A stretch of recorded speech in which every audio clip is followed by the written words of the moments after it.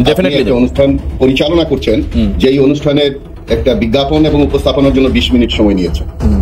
এই ধরনের অভূতপূর্ব প্রোগ্রাম আমি জানি না সোশ্যাল মিডিয়া বা টেলিভিশনে আছে কিনা। আপনারা আপনাদের ঢোল পেটাবেন, ভুলভাল বলবেন, আর আমাদেরকে সামনে এনে বসিয়ে রেখে সাক্ষী রাখবেন যে আমরা শুনেছি। শোনেন, আপনি যেভাবে বাংলাদেশের বর্ণনা দিলেন, বাংলাদেশ সেরকম নয়।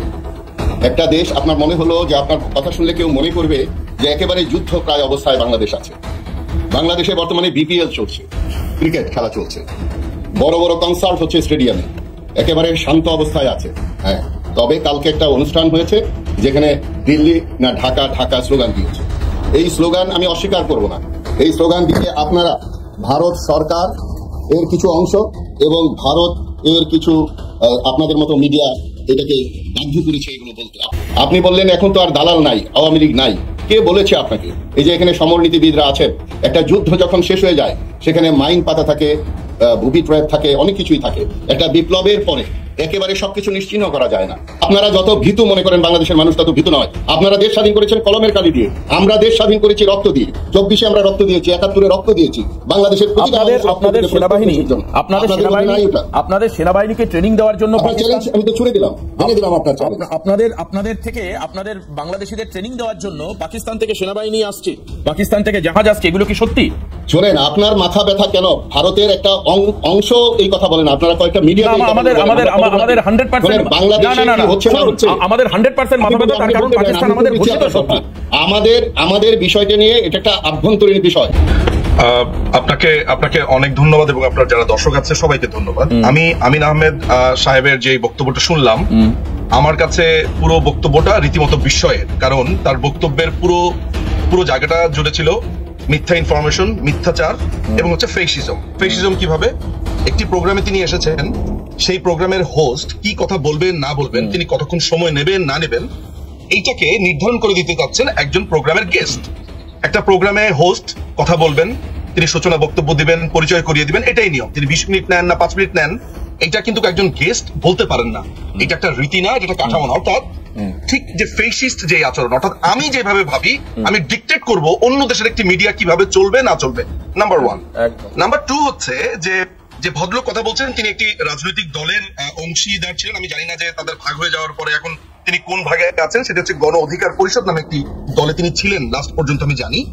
গণ অধিকার পরিষদে থাকা অবস্থাতে তাদের যে নেতা আছেন নুরুল হক নুরু, তিনি ইসরায়েলে গিয়েছেন বাংলাদেশ সরকারকে উৎখাত করবার জন্য, তাদের একটা গোয়েন্দার সাথে দেখা করার জন্য। এই যে তিনি বলছেন যে ভারতের এত মাথা ব্যথা কেন, এইটার এত মাথা ব্যথা কেন, অথচ তাদের দলের একজন নেতা অন্য একটি দেশে যাচ্ছে বাংলাদেশের ব্যাপারে নাক গলাবার জন্য।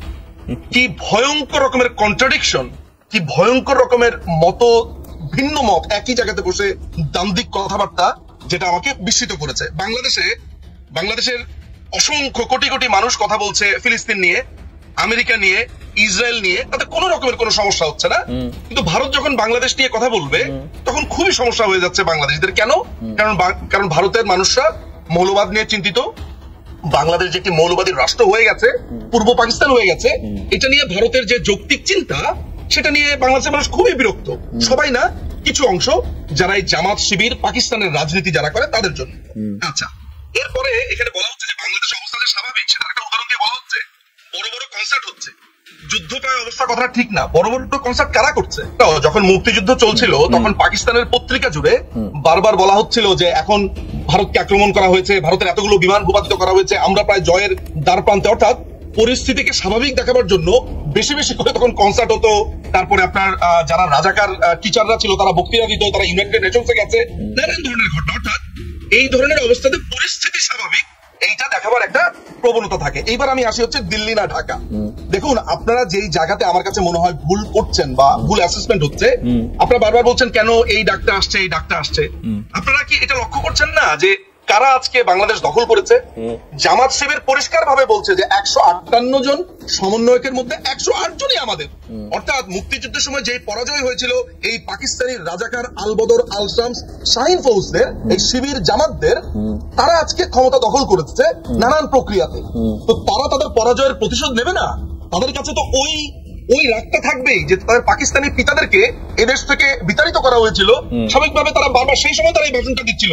1971 সালে জামাতের একটা প্রিয় স্লোগান ছিল দিল্লি না ঢাকা, ঢাকা ঢাকা। আমরা দিল্লির পিঞ্জরে যেতে চাই না। এই ধরনের প্রচুর ভাষণ স্লোগান আমার কাছে এই ঘরটাতে আছে। শত শত বই আমার এই রুমের মধ্যে, আমার স্টাডি রুমের মধ্যে আছে, আমি আপনাদেরকে দেখাতে পারবো। সুতরাং আপনাদেরকে বুঝতে হবে যে মৌলবাদীরা এখন ক্ষমতাতে, ফলে তারা এটা বলবে। একটা কথা বলবো যে আনসারী সাহেব যে কথাগুলো বলেছেন তার কথা খুবই দ্বন্দ্বপূর্ণ এবং একটির সাথে আরেকটি কন্ট্রাডিক্ট। তিনি কি আমাকে এই জবাব দিতে পারবেন যে নুরুল হক নুরু যখন মোসাদের এজেন্টের সাথে দেখা করে, যেটার জন্য আনসারী সাহেবরা প্রতিবাদ করেছিলেন পরবর্তী সময়, বা আনসারী সাহেবরা এটা নিয়ে কথাবার্তা বলেছিলেন, এটা কি বলতে পারবে যে তাদের দলেরই একজন কেন অন্য দেশে গিয়ে অন্য দেশের গোয়েন্দারা বাংলাদেশে ইনফ্লুয়েন্স করতে পারে? শুধু কি তাই, বাংলাদেশে আমেরিকান যে ডিপ্লোম্যাটিক যে ইনফ্লুয়েন্স আছে সেটা ভয়ঙ্কর। যেমন পিটার হাস, ডোনাল্ড লু, তারা এই গত 6 মাস 7 মাস 8 মাসে কি করেছে? বোধ করি গণ অধিকার পরিষদে দেখা করেছে, আমেরিকান বিভিন্ন কূটনীতিকদের সাথে মিটিং ছিল, তখন কি তারা প্রশ্ন করেছে যে আপনারা কেন আমাদের দেশ নিয়ে ভাবছেন, আপনারা কেন আমাদের দেশের ব্যাপারে কথা বলছেন? এই যে ডোনাল্ড লু 2 দিন পর পর এসে আপনাদেরকে সবক দিচ্ছে, পিটার হাস এইটা বলছে সেইটা বলছে, আমাদের ডিপসিতে তারা আছে, সেন্ট মার্টিন তারা এই আপনার দখল করতে চাচ্ছে, এইসব ব্যাপারে কি কখনো আমরা প্রশ্ন তুলেছিলাম?